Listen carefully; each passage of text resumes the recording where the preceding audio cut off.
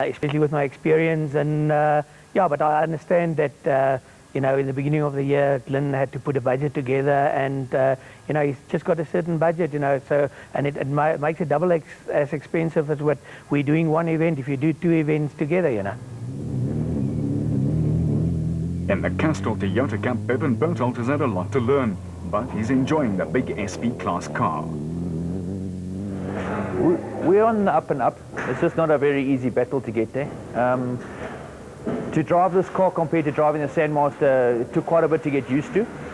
You've got to be very precise with the steering, and you can't go and hit things that you could have hit in the Sandmaster before. Whereas the braking and the coming out the corners, it's a lot quicker. So you're making up into the braking zone and out of it, because the gearbox is also very fast. Generally the season is going, it's an uphill battle, because we've had problems to develop the car quickly to get it into qualifying condition. Because if you take us on an out and out against the Ford and the Nissan, you have a look at the qualifying to see on a small short burst how you're actually faring. And we've had a lot of problems getting the cars up to standard to get them into the qualifying. And from here, I think, at the end of the day, this bucky is unbelievable, and it will get to the front. It's just a question of time. We can't catch their technology overnight. So it's performing very well, and it's going to work. And as they always say, you're only as good as your last performance, aren't you, Bevan?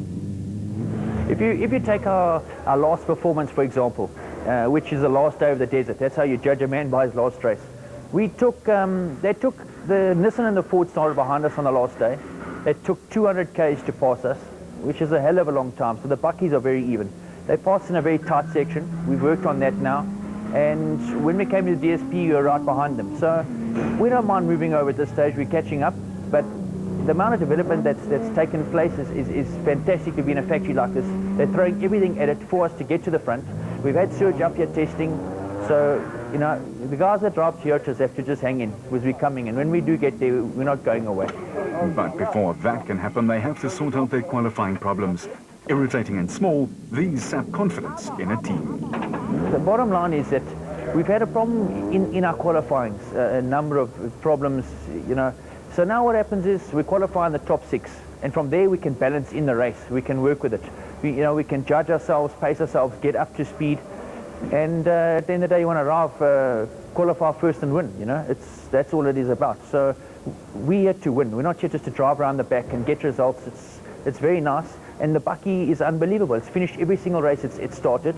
So Toyota, where do you see a Toyota broken down on the highway, you know?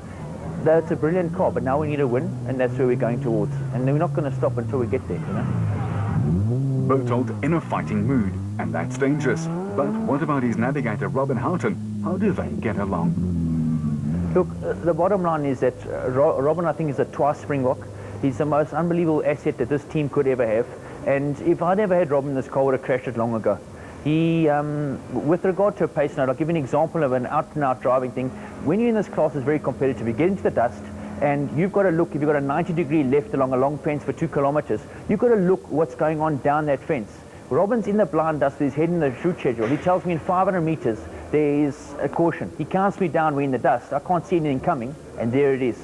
So to have a guy like that as an asset next to you is unbelievable. Mechanically, he's fantastic. We get diff problems or something happens, he jumps out, he gets it going, we're back on the road again.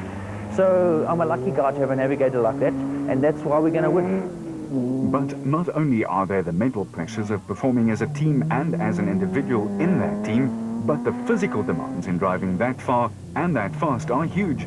Berthold knows all about it. Well, I must tell you that driving this car is a huge amount of work in terms of fitness, because it's stressful. You can't afford to make a mistake, and obviously the team wants the car at the finish line. So it's like a Formula 1 test driver. You see them all ahead on day one, ahead of the drivers. When they get the job, they start going slowly, because the guys that own the team say, make sure you bring the car home. And so what you're trying to do is concentrate at a high speed to try and bring the car home without crashing it at the same time. So I do a number of weight training. Is very heavy in this car, so you need to do some serious weight training for your shoulders. And then I also swim. So 5 times a week I go to gym, and every second day I run 8 Ks. So he mixed the cardiovascular with the weight training. And if you didn't do that, I can't see how you're ever going to get to the front. And the front is what all the top teams yearn for. None more so than his Castrol Toyota teammate Mark Cronje, who is happy with their progress, but he wants more of the same. I think we've had a good start to the season, you know, barring on the performance, the initial performance, but the problems we've been having is really just to get the fine-tuning of the vehicle there. And, you know, we've been a bit on the back foot, but Toyota have done a tremendous job in terms of the vehicle itself. We've found some more developments coming up now, and I really believe that we'll be on the pace fairly soon.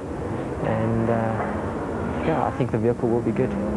But the SP category is brand new and a learning curve for everyone.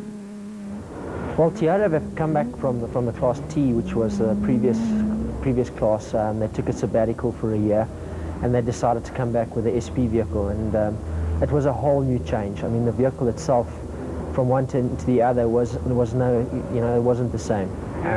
So what we've done is we've started from scratch, from paper. We've worked our way up, and again, I must say that they've done a great job. I think they've really worked hard, and we've come up with a good few pointers which we're going in the right direction. But I mean, obviously time will tell, and it's all about development. And I think this year is really our development year. Unfortunately, our previous competitors have been at it for quite some time, and they've had a fair amount of funding in, you know, this specific type of class. And I think that's where they've got the slight jump on us at this stage, but they're not far ahead at this stage. I think that within the next couple of races, we'll be right there. How tough was it for Mark to get used to the SP car, and is there a lot more pace?